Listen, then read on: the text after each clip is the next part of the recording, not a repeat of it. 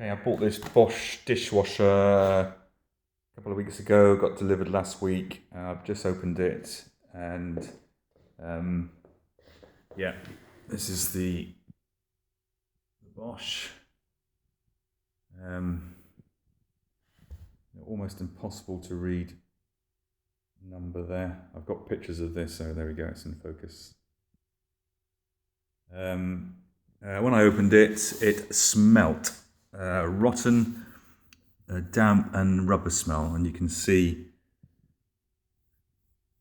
it's damp here and inside as well.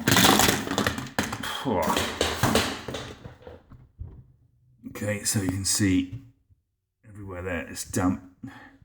So I think this has been plumbed in, unplumbed, and then resold to me.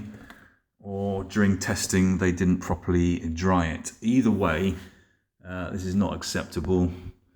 I don't want to risk having mould prematurely growing on a machine that I intend to keep.